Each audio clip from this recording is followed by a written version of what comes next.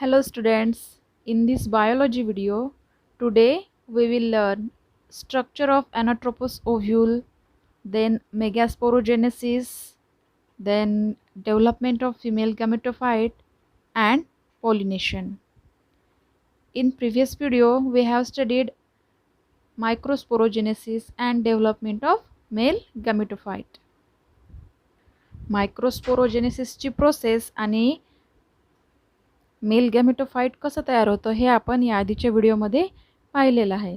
आता या व्हिडिओमध्ये आपल्याला पाहायचं आहे की फिमेल गॅमेटोफाइट कसं तयार होतं, त्याची जी मेगास्पोरोजेनेसिसची जी प्रोसेस आहे ती कशी होते. So students, now let's have a look on first point, that is structure of anatropous ovule.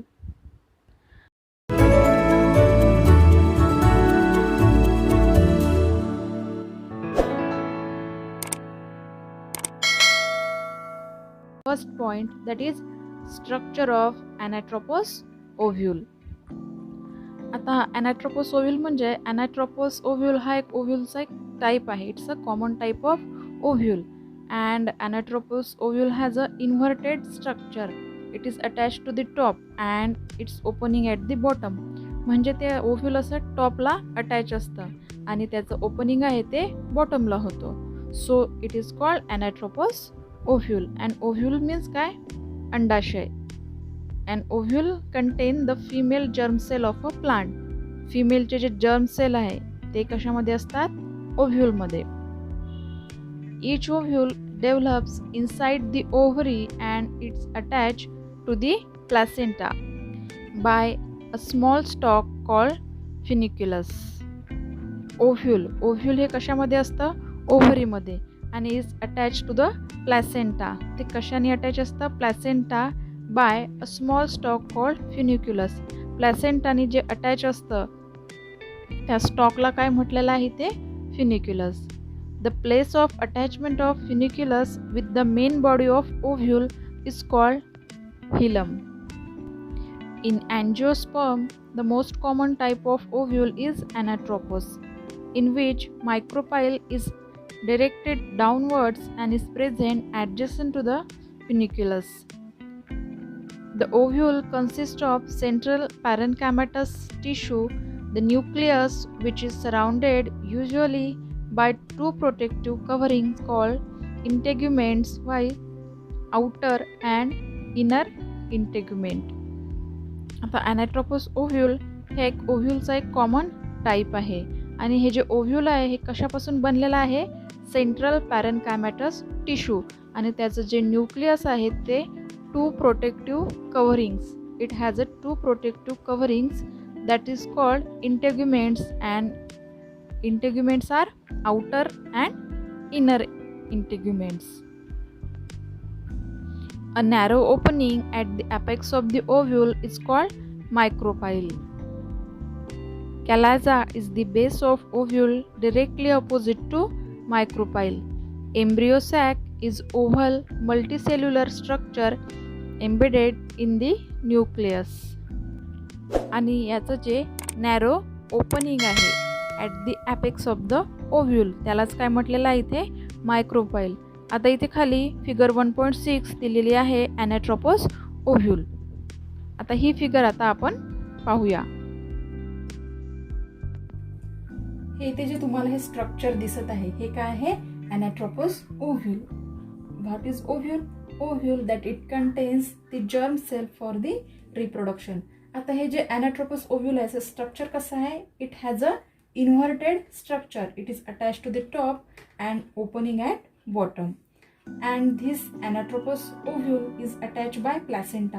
हे ज्याच्यावर अटॅच असते त्याला इथे काय म्हटलेलं आहे? प्लॅसेंटा.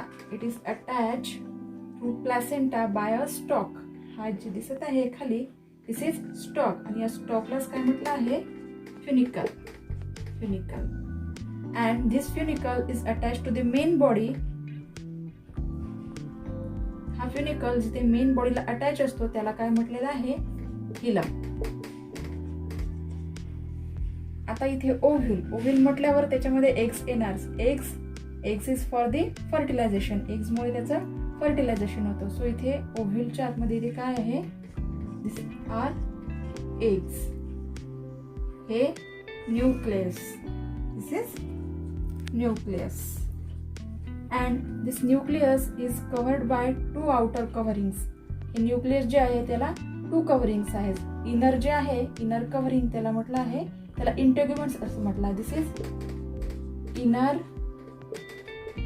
इंटेग्युमेंट्स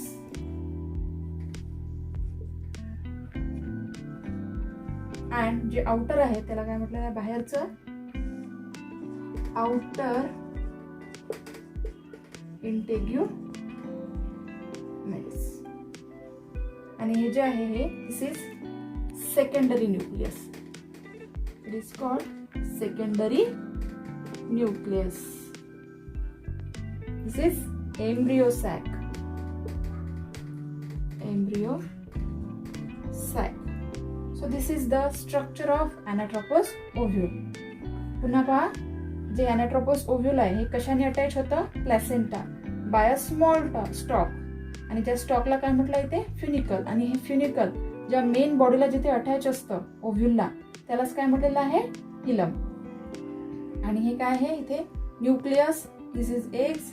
न्यूक्लियस ज्या दोन कव्हरिंग आहे त्याला एक inner covering that is inner integuments and outer is outer integuments. This is embryo sac, secondary nucleus. आणि याचं जे बॉटमला नॅरो ओपनिंग आहे त्याला काय म्हटलेलं आहे, मायक्रोपाइल. This is micropyle, and opposite to micropyle there is a base. This is a base of ovule, and that base is called chalaza. It is called chalaza. So हे काय आहे, पूर्ण अॅनाट्रोपस ओव्ह्यूलचं स्ट्रक्चर. नाव megasporogenesis. याआधी आपण काय पाहिलेलं आहे, द प्रोसेस ऑफ मायक्रोस्पोरोजेनेसिस. ती प्रोसेस कशासाठी आहे, for the development of male gametophyte. आणि इथे आपल्याला काय पाहायचं आहे आता, development of female gametophyte. So what is megasporogenesis? It is the process of formation of haploid megaspore from diploid megaspore mother cell, that is MMC. MMC इथे कशाला म्हटलेलं आहे, megaspore mother cell. It becomes distinguished in the nucleus more or less in the center but towards micropylar end of ovule. Megasporogenesis हे एक formation आहे MMC, that is megaspore mother cell. It is a formation of the megaspore means that is female gametophyte from diploid megaspore mother cells. Megaspore it is a formation of mother cell and genesis means it is a development. Development of female gametophyte. Megaspore mother cell undergoes meiosis to form linear tetrad of haploid cells, that is megaspore. Upper 3 megaspore abort and lowest one towards center of nucleus remain functional. It acts as the first cell of female gametophyte. Generally, one megaspore towards center is functional megaspore. It is in fact the first cell of female gametophyte. आता इथे हा megaspore mother cell आहे, that is MMC. त्याचं meiosis होतं. Meiosis means a single cell divides twice to form of 4 haploid cells. म्हणजे इथे MMCचं meiosis होऊन linear tetrad of haploid cell 4 cells इथे फॉर्म होतात, म्हणजेच ते मेगास्पोर त्याला असं म्हटलेलं आहे. आणि त्याचे जे वरचे 3 आहे मेगास्पोर ते ॲबॉर्ट होतात. ॲबॉर्ट म्हणजे ते आधीच नष्ट होऊन जातात, डेव्हलपमेंटच्या आधीच ते नष्ट होतात, म्हणजेच त्याला आपण गर्भपात असंही म्हणू शकतो. आणि तो जो डेव्हलप झालेला मेगास्पोर आहे तो काय आहे, first cell of female gametophyte. It undergoes 3 successive free nuclear mitotic division. Thus, total 8 nuclei are formed, 4 of which are located at each pole. One nucleus from each pole migrate towards the center and are called polar nuclei. आणि हा जो first sale आहे develop झालेला first female गॅमेटोफाइट, त्याचं काय होतं, 3 वेळा mitotic division. It undergoes 3 successive mitotic division. Mitotic division means a single cell divides into 2 identical daughter cell. एका सिंगल सेलपासून 2 सेलचं तिथे फॉर्मेशन होतं आणि अशा प्रकारे तिथे काय 8 न्यूक्लाई तयार होतात. 3 nuclei towards micropylar end constitute egg apparatus. It consist of large central haploid egg cell and 2 supporting haploid synergid cells. Synergid shows hair-like projections called filiform apparatus which guide the pollen tube towards the egg. याआधी आपण ॲनाट्रोपोस ओव्ह्यूलचं जे diagram पाहिली आहे त्याच्यामध्ये काय होतं egg आणि एगच्याच वरती जे काय आहे सिनर्जिड्स आहे. Synergids means it's a haploid supporting cells. Antipodal cells are group of 3 cells present at the callosal end. आणि हे जे अँटीपोडल सेल्स आहेत ते कुठे असतात present at the chalazal end. Chalazal it is a base of the ovule. त्याच्या एंडला हे अँटीपोडल सेल्स प्रेझेंट असतात. The 2 haploid polar nuclei of large central cells fuse to form a diploid secondary nucleus. This 7-celled and 8 nucleated structure is called an embryo sac. या सेल्सचं division झाल्यानंतर mitotic and meiosis त्याच्यापासून जे nuclei तयार होतात नंतर ते त्यांचं फर्टिलायझेशनसाठी ते तयार होतात आणि ते सर्व जे एग्स आहे ते कशामध्ये याच्यात for the embryo sac. Embryo sac म्हणजे काय आहे त्याची एक प्रकारे गर्भपिशवी आपण ज्याला म्हणू शकतो ज्याच्यामध्ये त्या एग्सचं फर्टिलायझेशन होते and they are ready for the pollination. This method of embryo sac development from a single megaspore is describe as monosporic development. In angiosperm the development of female gametophyte is endosporous that is within the megaspore. Female gametophyte is colourless endosporic and is concealed in the ovule enclosed by ovary. आता अशा प्रकारे इथे हे female गॅमेटोफाइट तयार झालं आहे ते कसं आहे endosporic. It is a colourless endosporic and concealed in the ovule enclosed by ovary. असं याचं हे स्ट्रक्चर आहे. आता इथे फिगर 1.7 मध्ये डेव्हलपमेंट ऑफ फिमेल गॅमेटोफाइट दिलेलं आहे.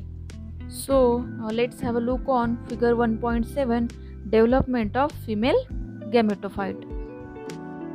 आता आपल्याला पाहायचं आहे development of female gametophyte and this process is start with a single diploid mother megaspore mother cells. This process of development of megasporogenesis start with a single diploid megaspore mother cells and that is also called MMC means megaspore mother cells. First this megaspore mother cell undergoes meiosis. आता याचं काय होतं सर्वात पहिले इथं meiosis झाल्यानंतर त्याचे काय होते 4 cells are 4 haploid cells are form. या मेगास्पोर मदर सेल्सचं मिओसिस झाल्यानंतर इथं 4 सेल्स फॉर्म होतात. These are 4 haploid cell. 4 haploid cells. नंतर काय होते याच्यातले जे फर्स्ट 3 आहे हे first 3 cells upper 3 cells get abort होतात म्हणजे ते काय होतात डेव्हलपमेंट व्हायच्या आधीच ते नष्ट होऊन जातात. This first 3 cell get degenerated असं सुद्धा मी त्याला म्हणू शकतो. It gets degenerated. This 3 are degenerated cells. And हा जो चौथा असतो याची काय होते ग्रोथ होते. This is a functional cell. हा जो चौथा आहे त्याची ग्रोथ होते या सेल्सची आणि यालाच काय म्हटलं जाईल first functional female cell, female gametophyte cell. हा जो फोर्थ आहे त्याची ग्रोथ होते न्यूक्लियसमुळे त्याला नरिशमेंट मिळते आणि this is also called a first cell of female gametophyte. आणि हा जो first cell of female gametophyte आहे आता याचं 3 वेळा मायटोटिक डिव्हिजन होईल. It undergoes 3 successive mitosis division. आता इथे काय होईल फर्स्ट मायटोसिस. पहिल्यांदा होईल फर्स्ट मायटोसिस. मायटोसिस झाल्यानंतर काय होईल it forms When this cell undergoes mitosis, it forms two daughter cells, identical to daughter cells. Then first mitosis, then this cell again undergo second mitosis.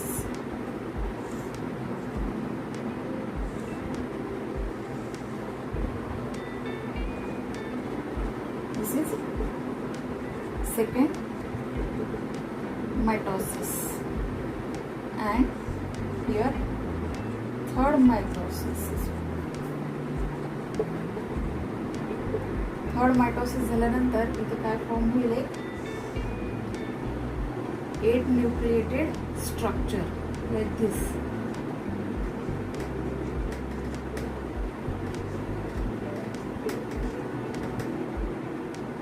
आणि ह्या खालच्या दोन ज्या आहे, हे दोन आहे, याला काय म्हटलेलं आहे, सिनर्जी सेल्स. आणि हा जो मिडल आहे, this is female egg, and these central are two polar nuclei. जे मध्यात आहे त्यांना काय म्हटलेलं आहे, polar nuclei, and upper three are antipodal cells, and last इथे काय होणार, लास्टला न्यूक्लियर फ्युजन होणार. इथे लास्टला होईल मग nuclear fusion, and here last is embryo sac is developed. नंतर काय डेव्हलप होणार, embryo sac, ज्याच्यामध्ये काय होणार, एक फर्टिलाइज होईल. This is 8 nucleated structure. Then after nuclear fusion, this type of embryo sac is developed. This is mature embryo sac.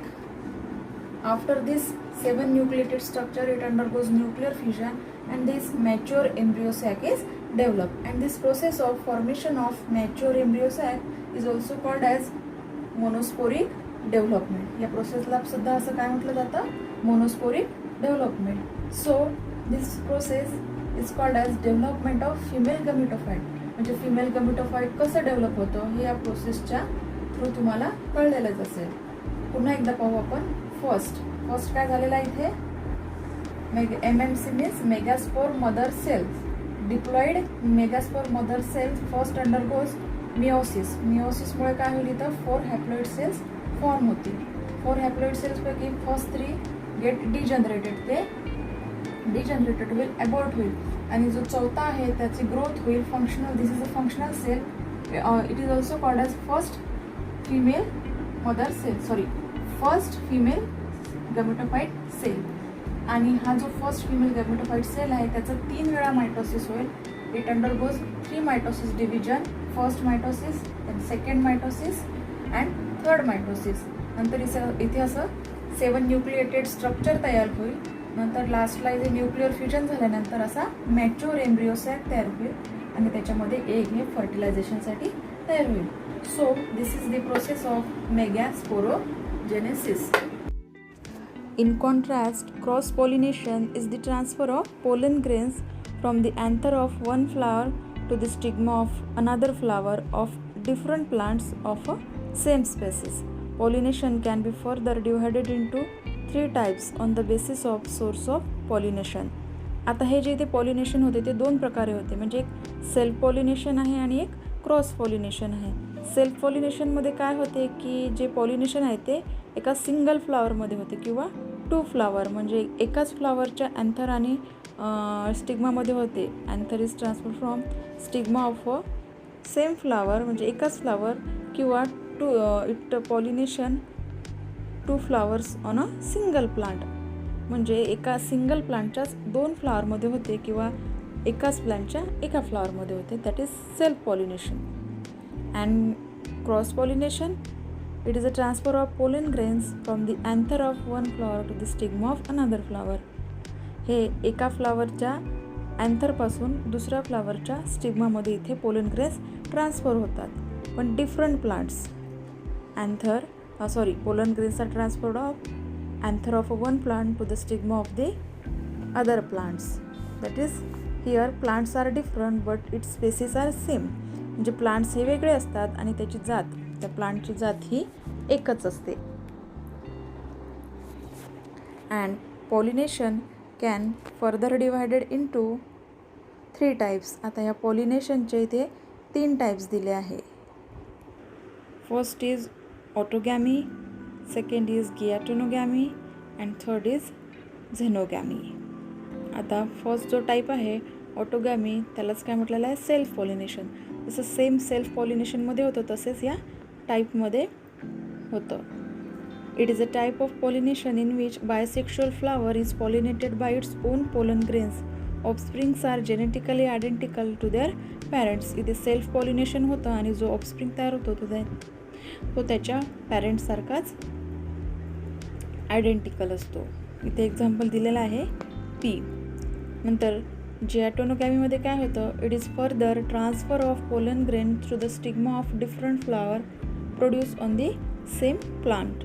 इथे जे पोलन ग्रेन ट्रान्सफर होतात एका फ्लावरच्या अँथरपासून दुसऱ्या फ्लावरच्या स्टिग्मामध्ये and produce on the same plant. म्हणजे प्लांट एकच राहील पण it is transferred from one flower to the another flower. That is called geitonogamy. It is functionally similar to the cross pollination. हे फंक्शनली क्रॉस पॉलिनेशन सारखंच आहे. But it can not bring about genetic variations and is only of ecological significance. नंतर आहे xenogamy. It is also called as cross pollination or outbreeding. It is a type of cross pollination in pollen grain of one flower is deposited on the stigma of flower of different plant belonging to same species. With the help of pollinating agency, it generates genetically varied offspring. आता इथे काय होतं, cross pollination होतं. Pollen grains हे deposited होतात एका फ्लॉवरपासून दुसऱ्या फ्लॉवरच्या स्टिग्मावर आणि प्लांट जरी डिफरंट असला तरी त्याची स्पेसिस एकच राहणार. त्या प्लांटची जी जात आहे ते एकाच जातीचं प्लांट राहणार, पण plant different but their species are same. आता हे पॉलिनेशनचे जे एजंट्स आहे, कारण because pollen grains are non motile, ते मूवमेंट करू शकत नाही, त्यांना कशाची गरज असते, एजंट्सची. आणि या एजंट्सच्या इथे 2 कॅटेगरीज दिल्या आहेत. First A is abiotic agents and second B is biotic agents. आता अबायोटिक एजंट्स मीन्स काय, जे अजैविक घटक आहेत त्यालाच इथे अबायोटिक असे म्हटलेले आहेत. Means abiotic it is also called as they are non living. These are non living agents which include wind and water. तर इथे अबायोटिक एजंट्समध्ये वाइंड आणि वॉटर याचे एक्झाम्पल दिलेले आहे. आता first pollination by wind, that is also called as anemophily. वाइंडच्या through जे पॉलिनेशन होतं त्याला ॲनिमोफिली असे म्हटलेलं आहे. आणि इथे तुम्ही पाहू शकता फिगर 1.8मध्ये पॉलिनेशन बाय वाइंड आणि इथे एक्झाम्पल दिलेलं आहे मेसचं. ते कशा प्रकारे होतं तुम्ही याच्यामध्ये इथे पाहू शकता. आता हे pollination by wind it is a biotic agent. हे बायोटिक एजंट्स आहे पॉलिनेशनचं. नंतर आहे pollination by water and it is also called as hydrophily. तर या हायड्रोफिलीचे 2 टाईप्स दिले आहे. फर्स्ट इज हायपोहायड्रोफिली अँड नंतर इपिहायड्रोफिली. तर हे 2 झाले पॉलिनेशनचे अबायोटिक एजंट्स. आणि नंतर आहे त्याचे बायोटिक एजंट्स म्हणजे जैविक घटक and they are living agents. It includes living agents. About 80% of plants require the help of other living moving creatures such as insects, birds, bats, snails to transfer their pollens from one flower to another. These also sustain our ecosystem and produce natural resources by helping plants to reproduce. आता हे जे living biotic agents आहेत they are living creatures, moving creatures such as insects, birds and bat, snails. हे सर्व काय करतात, pollen grains transfer करतात from one flower to another and they also sustain our ecosystem. आता पॉलिनेशन बाय इन्सेक्ट्स जे होतं त्याला काय म्हटलेलं आहे, entomophily. It is also called as entomophily and this entomophily is occurs in rose, jasmine. आणि नंतर आहे पॉलिनेशन बाय बर्ड्स, याला काय म्हटलेलं आहे, ऑर्निथोफिली. फर्स्ट आपण काय पाहिलं, पॉलिनेशन बाय इन्सेक्ट्स, त्याला काय म्हटलं आहे, entomophily. And pollination by birds जे होतं त्याला म्हटलेलं आहे ऑर्निथोफिली. म्हणजे बर्ड्सचे पोलन ग्रेन्सचा ट्रान्सपोर्ट करतात from one flower to another. That process is called ornithophily. नंतर आहे पॉलिनेशन बाय बॅट्स. आणि हे जे पॉलिनेशन जे बॅट्सच्या थ्रू होतं त्याला काय म्हटलेलं आहे, chiropterophily. Bats can transport pollens over long distance, sometimes several kilometres. तर अशा प्रकारे इथे आपण पॉलिनेशन, त्याचे टाईप्स, त्याचे 2 agents, biotic agents and abiotic agents आणि ते कशा थ्रू होतं हे सर्व इथे आपण पाहिलेलं आहे. तर कसा वाटला तुम्हाला हा व्हिडिओ? आवडल्यास नक्कीच लाईक करा, शेअर करा, सबस्क्राईब करा आणि दिलेल्या बेल आयकॉनवर क्लिक करा. थँक्यू.